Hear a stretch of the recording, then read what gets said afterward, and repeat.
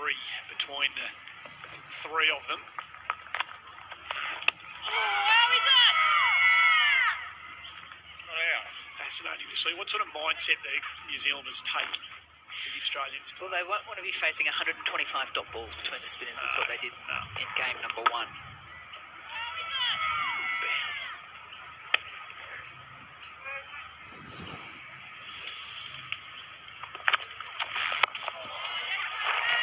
And that's part of it there. You don't want to allow the Australian spinners to get to a groove, and I think they allowed that between Wareham and Johnson and Molyneux. You can see they just had the confidence to be able to know that they could come in and basically bowl wherever they wanted to. Linda Clark joins us in commentary. Great to see you again. What if you were in the New Zealand rooms, what might your advice have been?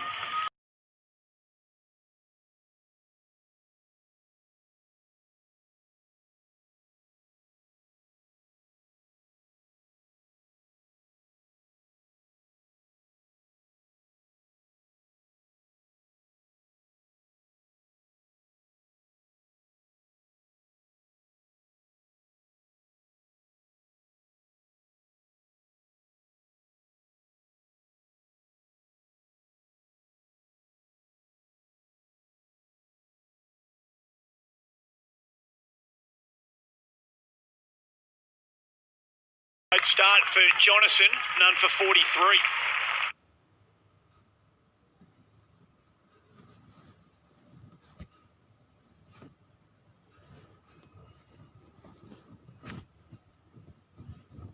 Great start for Jonathan, none for 40.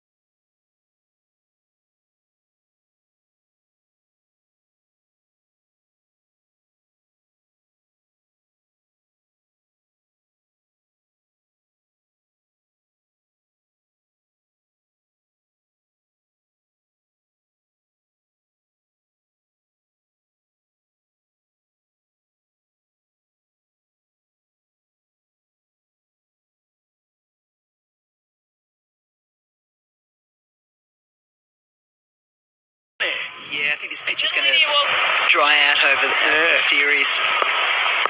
Wolfie's probably already thinking about game 3. It's nicely played. Lovely timing. You know how quick this outfit is. Great work from Haynes.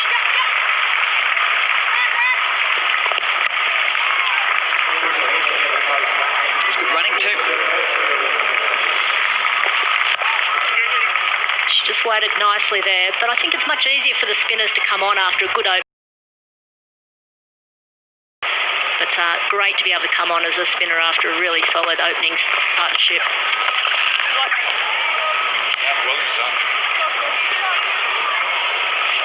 It's been so to have that chat with, say, like a Shelley Nitschke to talk about what she spoke about with Georgia Wareham, because she bowled brilliantly the other day. 12 overs gone, none for 48.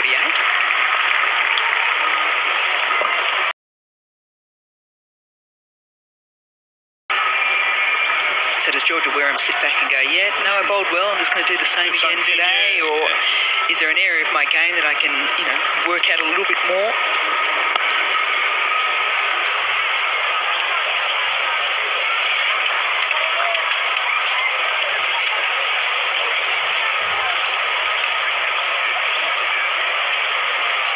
This This is what we're looking at, and it'd be fascinating to see just how the personality of the pitch changes through the 3 games. Already looks decidedly different today, a bit more turn, and certainly the quicks were coming on right from the opening ball. And I'd said 7 of the 13 have been won by the team batting first, but that's all Australia. yeah, So yes.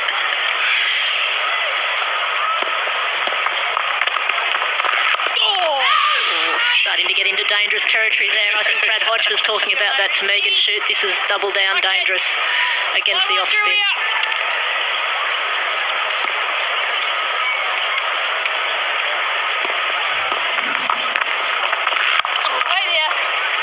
Just going back to that decision of Meg Lannings to bat or to bowl first today.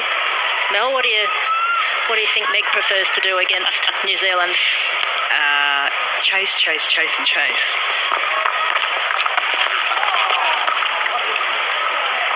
Linda, one of the challenges here is finding a shot they can play against these bowlers to get off strike and tick. That's a real battle sometimes when you feel like you've been locked away by a bowler.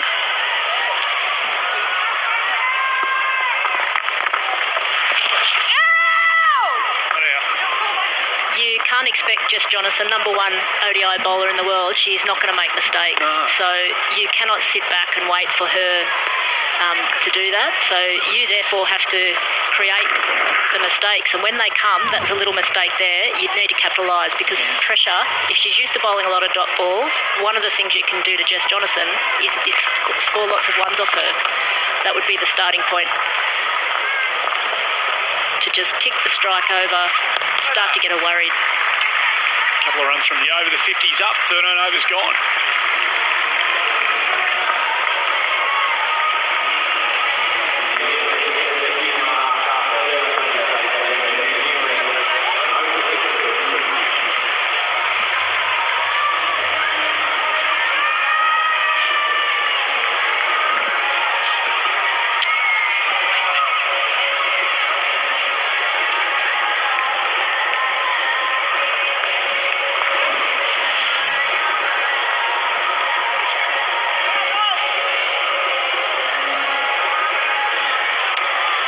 Positive thing about that Manhattan at the moment is there are no blobs, no dots for wickets lost at this stage. So New Zealanders have gone about it professionally this morning.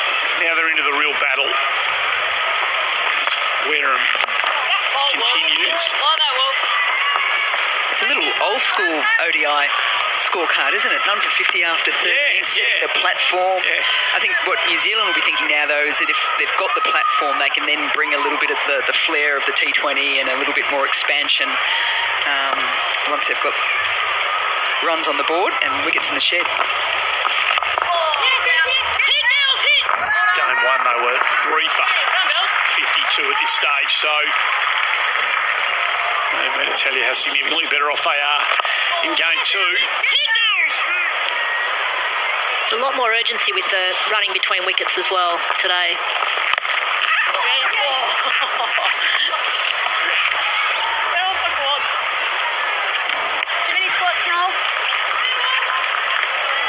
Just going back to Meg Lanning and her decisions, Mel, that she's chosen to bat once in the 8 times that she's won the toss against New Zealand. So 7 times out of 8 she's chosen to chase, and she does very well personally when she chases, and as a result the team does well. So very clear what her plan is.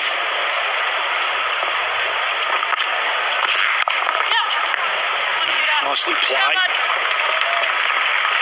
And just to back that up, so Meg Lanning in successful run chases averages 77.8, pretty average. Okay. It goes all right. Yeah. But against New Zealand in successful run chases, just a handy 94. Oh. That's ridiculous.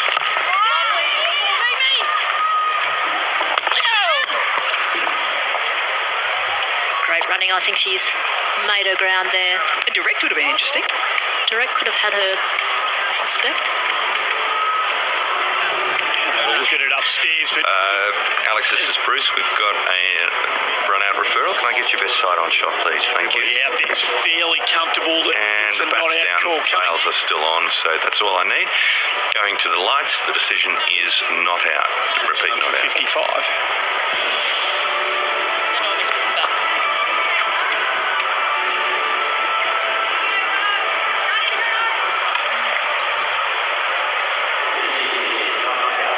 Missed a trick there, Australia.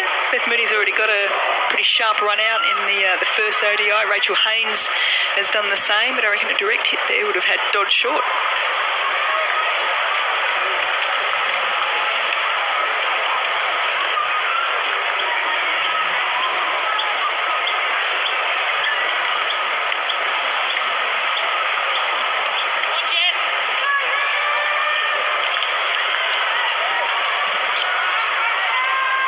Johnson to continue. She's getting very little away at this stage. It's the feet from Sophie Devine, and she turns it into a full toss and puts it away. Sophie Devine's doing exactly what Belinda Clark said, that if you do manage to somehow find a loose ball from Jess Johnson, you've got to put it away. So she's taken an off-stump guard, she's changed up something slightly there, good footwork, created the full toss and found the gap. That's great batting.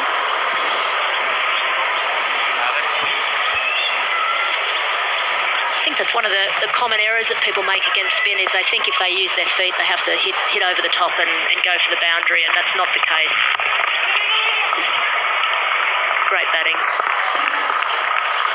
You see Dodd here, she paused for a second, so I thought she might have been in a bit of strife, but she was already so far down the wicket that she'd already done most of the hard work. So wonderful support from Dodd for Sophie Devine to be ready for this single.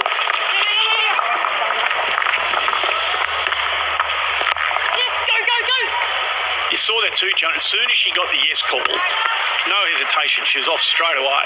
Well, your captain says yes, you run. You go, don't you? Yep. No mucking about. Yep.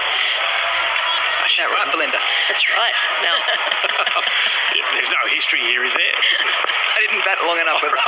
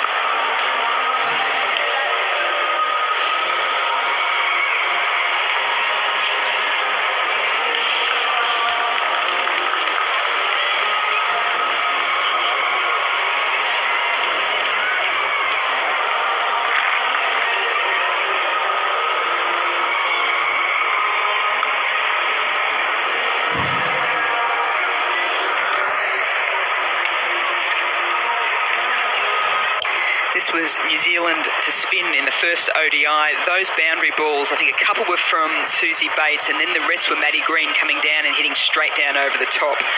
But what New Zealand will try and do today as well is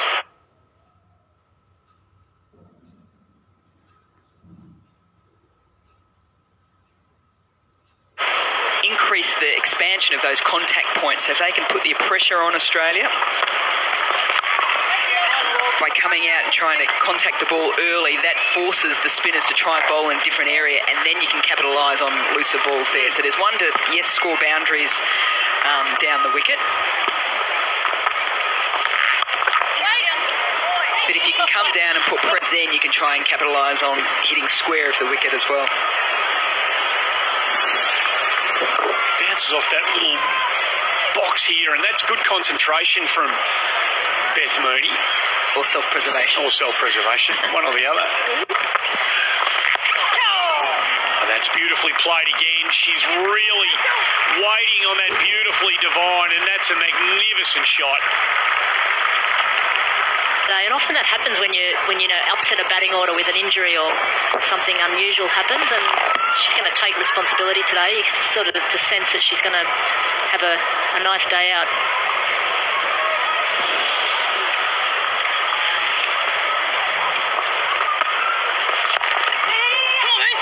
That's good. That's really good cricket. Be interesting here from Meg Lanning, because there's been now a couple of singles to that sort of short cover position where Beth Mooney is, whether all of a sudden Meg Lanning says, nothing against you, Beth Mooney, but you're a wicket keeper. Do we now change things around a little bit and get someone else in that position to try and cut that off?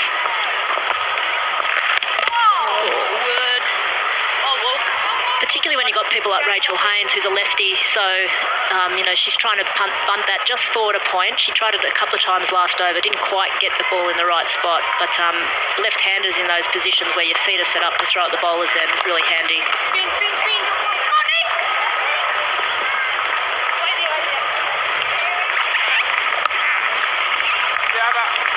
It's another 7 from that one, none for 68.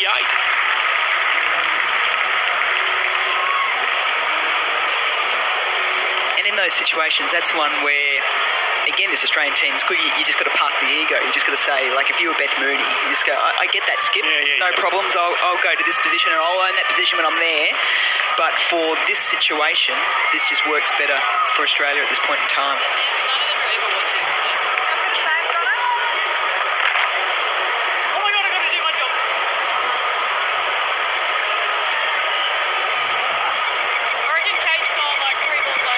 It's a really positive start for New Zealand. Ash Gardner's been good enough to be part of it all.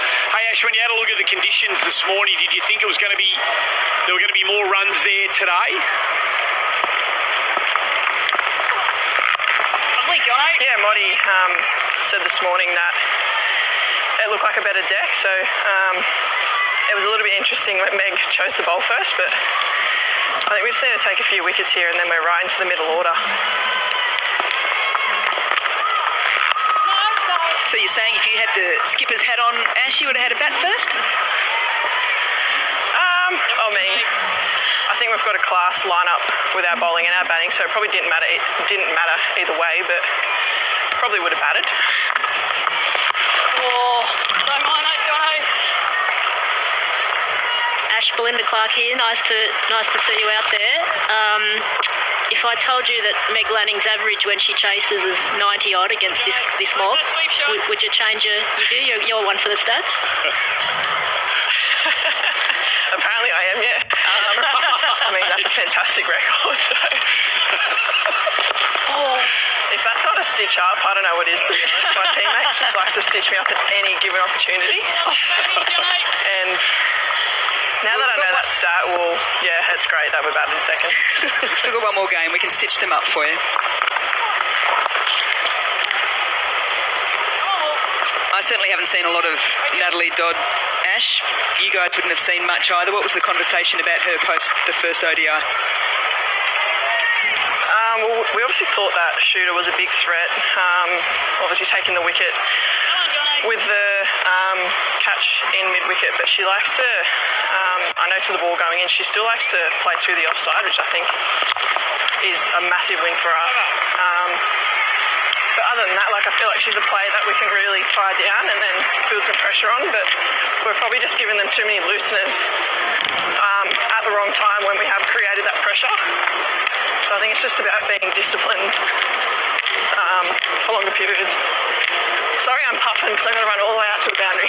No, we're watching. We're enjoying it. We're watching you do the whole thing. It's getting the K's up on the old. Now, Ash, hopefully the GPS is on. Yeah, perfect. Natalie Dodd's an assistant principal at a school home in New Zealand, and you've started a program for young Indigenous kids, trying to help them get a good start to their morning. How's that all going? Yeah, well, it's obviously still in its early stages. Starting up my foundation, there's obviously quite a big roadblock in getting some financial help, but all the right things are in place for it to be successful. It's just getting that financial help to, I guess, get things off the ground. We'll just throw the hat around here. 7 officers now, buddy. I know Andy Marr's got a very thick wallet. Yeah, Brad Hodges got his open. I Yes. can see him opening it up. Yep. The moths are flying out. Brilliant. AshGfoundation.com. A worthy cause. Good on you. Ash G Foundation. All one word. AshGfoundation.com, yeah, and then you'll see a big donate now button. Hope it's red. Jeez, I'm under pressure now, aren't I? You are. Yeah. I mean, you guys brought it up, so Yeah, that's great No, work you're doing. roll with it, roll with it. Talk us through the energy levels of the Australian team. It's been a jam-packed series, the T20 straight into the ODIs. This is a time where you really need people out in the middle that will really start driving things, isn't it? yeah, absolutely. And I think there's probably no reason to not be up at the moment. We've not played cricket for 6 months, and this being the first series, it's always really competitive against the Kiwis, and we knew that they were going to be up for a fight. So to win that T20 series 2-1 and I guess start our Rose Bowl series 1-0, we just need to take some of that confidence from last game into this one. Got her, so she's through. Dodden misses one that spun back, and Molyneux, having been hit to the boundary the previous delivery, picks up the first New Zealand scalp. Did she just get a little bit too greedy here, Natalie Dodd? Put the delivery before away beautifully. Straighter line delivery, tried to sweep, probably swept on length more so than line, but it was the line that was her undoing. Fights back well, Sophie Molyneux. First wicket for the Australians. Natalie Dodd departs for 34. The Kiwis 1 for 75. It gives us a nice chance to reflect on the importance of the fans to the Australian team. They have got a legion of committed supporters around Australia, and the other day, in between the T20 games, a couple of the Australians caught up with one of their devoted supporters.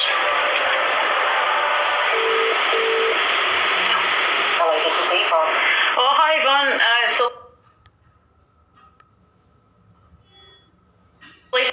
We've just...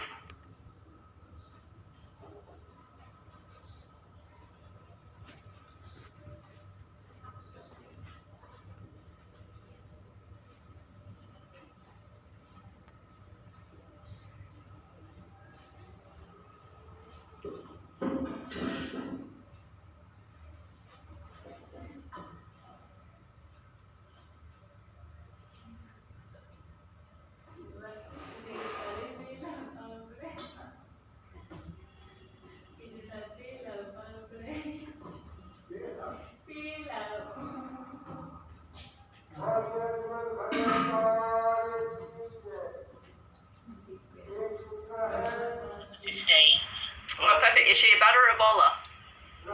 Both. And she's done a bit of wicket keeping as well. Oh, there you go. Perfect. How good's that? She's totally blown away. Oh, well, we're just blown away that you've made the call. It's amazing. Thank